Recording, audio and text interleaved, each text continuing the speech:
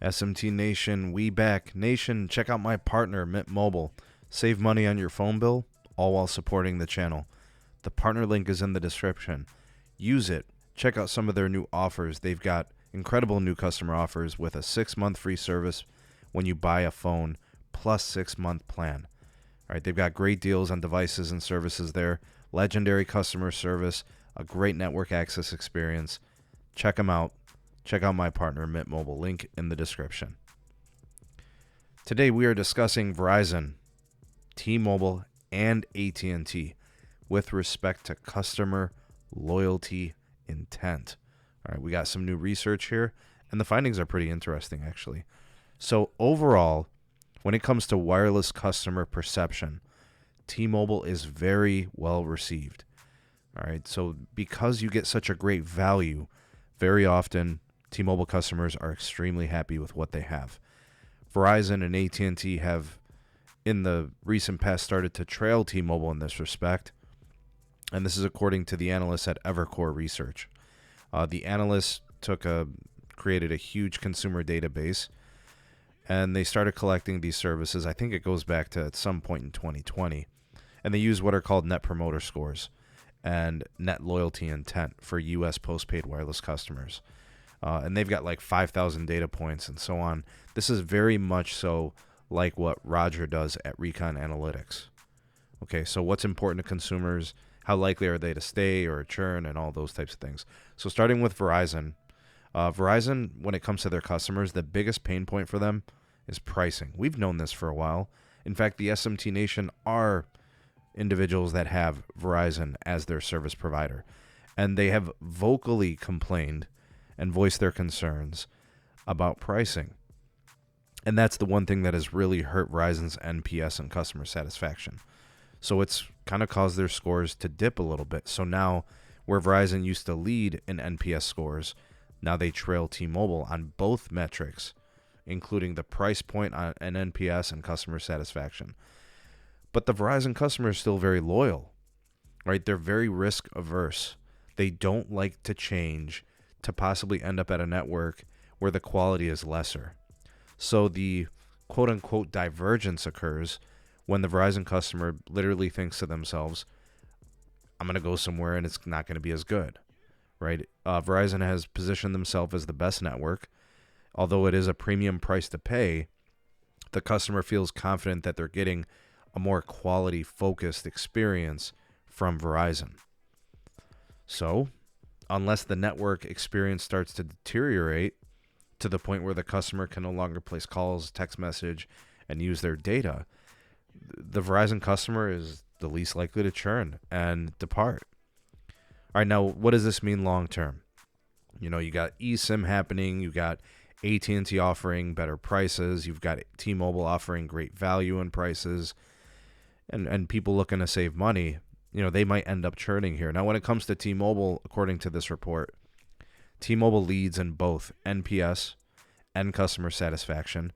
Both are up materially over the last 18 months.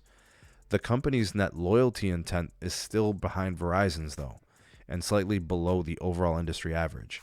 It is believed that this is more of a value focus. Customers think of value when they think of T-Mobile. Hence, they're more likely to at least consider switching providers.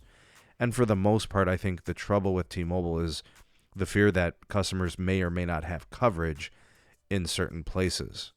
Right now, T-Mobile has really improved their network a lot. Right, it's not the same old network it used to be.